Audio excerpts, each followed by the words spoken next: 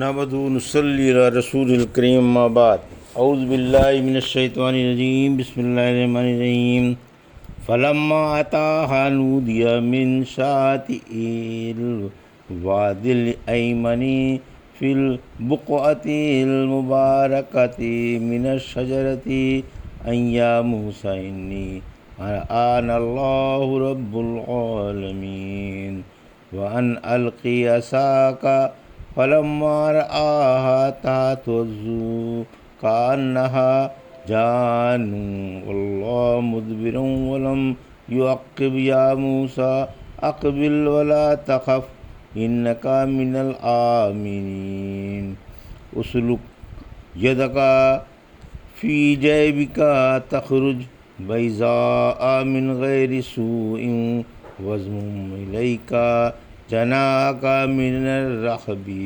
فذلك برهانان من ربك إلى فرعون وملئه إنهم كانوا قوما فاسقين قال ربي إني قتلت منهم نفسا فأخاف أن يقتلون وأخي هارون هو أصفه مني لسانا فأرسله معي رد أن يصدقني إني أخاف أن يكذبون۔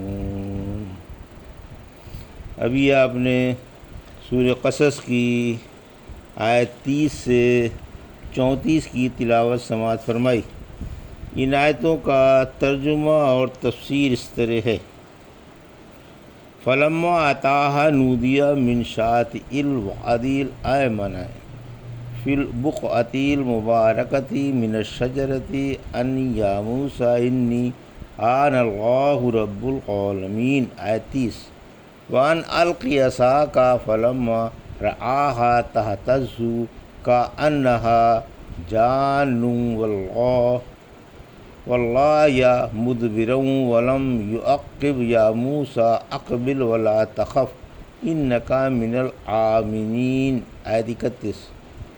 اسلک یدک فی جیبک تخرج بیضاء من غیر سوء واضمم الیک جناحک من الرحب فذلک برہانان من ربک الی فرعون وملئه انہم کانوا قوما فاسقین آیت 32۔ ترجمہ۔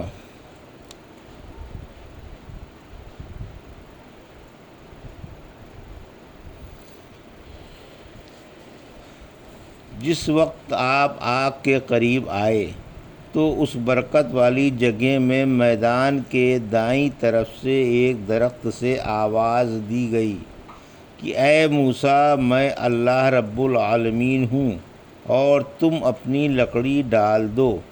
پھر جب آپ نے اسے سانپ کی طرح متحرک دیکھا تو پیٹھ پھیر کر بھاگے اور پیچھے پھر کر بھی نہیں دیکھا۔ آواز آئی موسیٰ آگے بڑھو، ڈرو نہیں، یقیناً تم امن میں ہو، تم اپنا ہاتھ گریبان میں ڈالو، وہ بغیر کسی عیب کے سفید و براق نکلے گا، اور خوف سے بچاؤ کے لیے اپنا بازو اپنی طرف ملا لو۔ یہ دونوں معجزے تمہارے لیے تمہارے رب کی طرف سے فرعون اور اس کے سرداروں کی طرف ہیں، یقیناً وہ فاسق لوگ ہیں۔ یہ تھا ترجمہ سورہ قصص کی آیت 30 سے 32 کا۔ تفسیر۔ آیت 30 یعنی میدان طور پر نبوت مل گئی، یعنی میدان کے غربی جانب سے جو کوہ طور کے دائیں جانب تھی آواز آئی، جیسا کہ حق تعالیٰ نے فرمایا سورہ قصص کی آیت 44 میں، اور آپ غربی جانب نہ تھے جب ہم نے موسیٰ علیہ السلام سے بات چیت کی تھی اور آپ وہاں موجود نہ تھے۔ اس سے معلوم ہوا کہ حضرت موسیٰ علیہ السلام قبلہ رخ آگ لینے گئے تھے۔ مغربی پہاڑ آپ کے سیدھی جانب تھا اور پہاڑ کے دامن میں ایک سرسبز درخت میں آگ شعلے مار رہی تھی۔ آپ یہ عجیب و غریب منظر دیکھ کر حیران کھڑے ہوئے تھے، کیونکہ سرسبز درخت میں آگ کا لگنا اور اس سے اس کا نہ جلنا تعجب خیز اور حیرت انگیز ہے۔ اتنے میں آپ کے رب نے آپ کو آواز دی۔ یہ آواز اسی درخت سے اس برکت والی جگہ میں کوہ طور کے دائیں جانب والے پہاڑ کے دامن سے آئی کہ اے موسیٰ، میں اللہ رب العالمین ہوں، یعنی جو تم سے مخاطب ہے وہ تمام جہانوں کا پروردگار ہے۔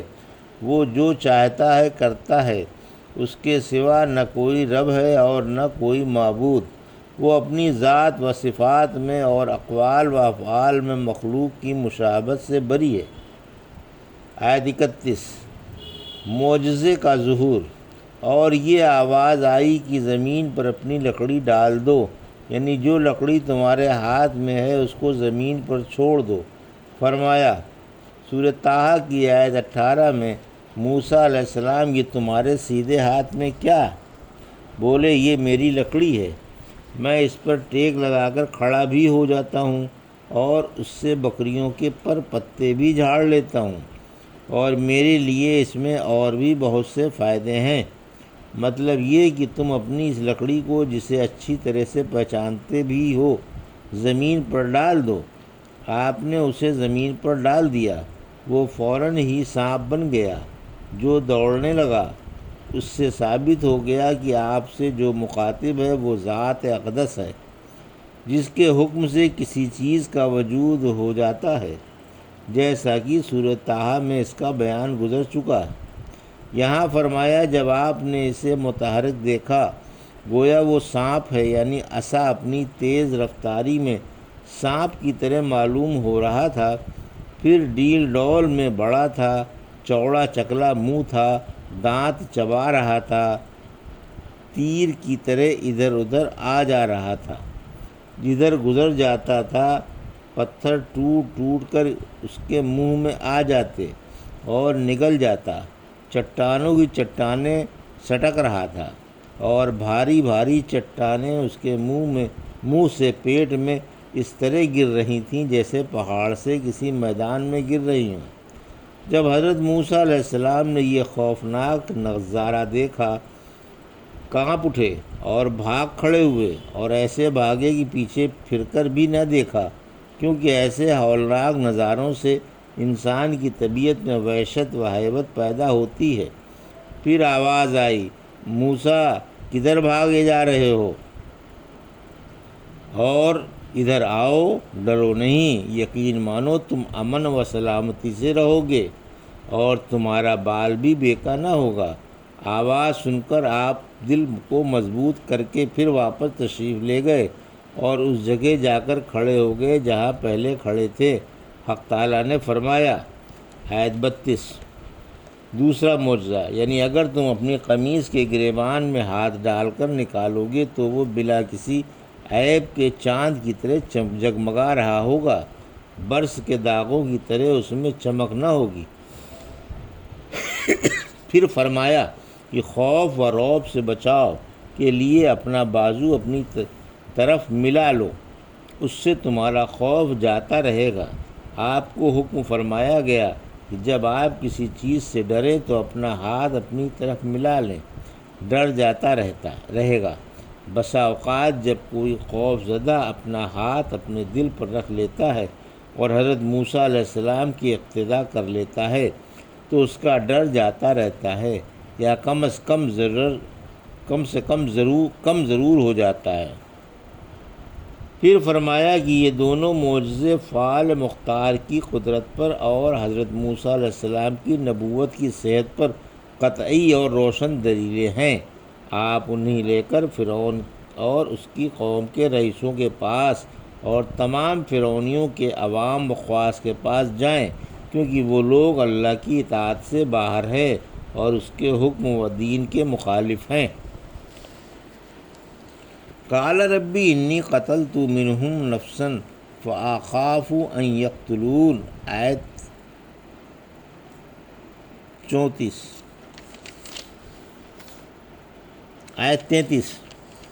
واقعی ہارون ہوا افصح منی لسانا فارسلہ معی ردءا یصدقنی انی اخاف ان یکذبون۔